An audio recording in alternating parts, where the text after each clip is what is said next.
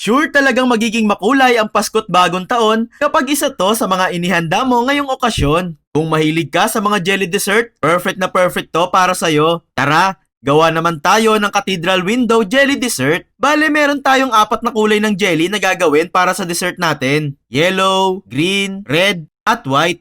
Para sa green jelly, naglagay tayo dyan sa lutuan ng 600 ml ng tubig, isang pack ng buko pandan gulaman powder, 1/4 teaspoon ng pandan essence, at 1/4 cup ng asukal. Naglagay tayo dito ng pandan essence para mas tumingkad ang kulay at para mas mag-amoy pandan yung jelly natin. Pero optional lang naman yan guys. Pwede namang wala na yan. Mix-mix lang natin yan at lulutuin natin yan sa medium heat until umusok-usok tong niluluto natin. Then saka natin yan hahanguin at itatransfer sa lagayan. Sinala ko na din pala yan para di na mapasama yung mga bubong gulaman powder dito. Set aside lang muna natin yan at sunod naman natin tong yellow jelly. Para sa yellow jelly, naglagay ulit tayo dyan ng 600 ml ng tubig, isang pack ng yellow unflavored gulaman, at kalahating pack ng powdered pineapple juice. Naglagay tayo dito ng powdered juice para mas maging masarap yung magagawa nating jelly. Bawat kulay pala is naglalagay lang tayo ng 600 ml ng tubig para mas maging firm o medyo chewy yung magagawa nating gulaman. Pero pwede nyo pa yung dagdagan guys ha, depende sa inyo. Pwede kayo maglagay dito ng up to 1 liter kung gusto nyo ng medyo malambot yung jelly. Ganun ulit guys, mix-mix at lulutuin lang ulit natin yan sa medium heat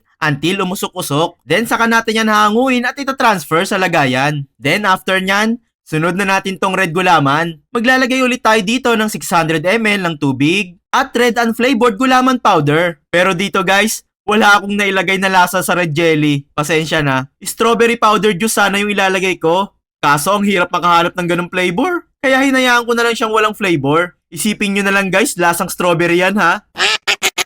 Ganun ulit guys. Hayaan lang ulit natin yung magusok-usok, then pwede na yung hanguin at i-transfer sa lagayan. Bali dito guys, palalamigin lang natin yan at itatapat sa electric fan para mas madali siyang lumamig at mag-set.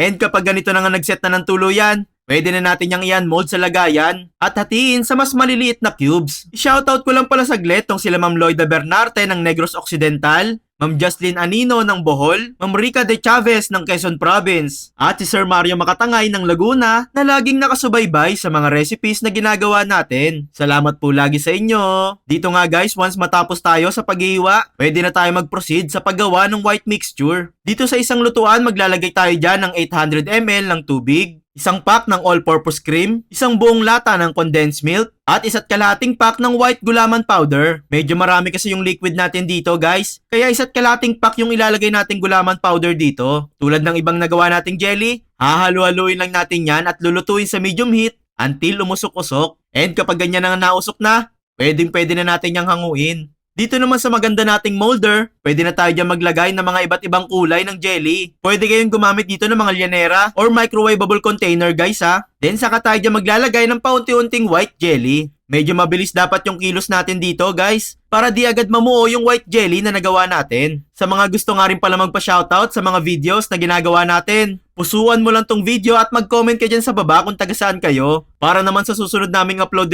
kayo naman yung mabati ko. Salamat po lagi. Dito nga guys, napuno na natin ng mixture yung buong molder. Bale, palalamigin lang natin yan sa electric fan hanggang sa mawala na ang init. Saka natin yan ipapasok sa ref ng at least 2 hours para mas malamig at mas masarap. And there you have it guys! Ready nang iserve sa handaan itong makulay at masarap na Cathedral Window Jelly Dessert. Ang dali lang, di ba? Kaya make sure mo na makakagawa ka nito sa okasyon ha. Ito na pala yung list ng ingredients na nagamit natin para dito. At subukan mo na din gumawa nito.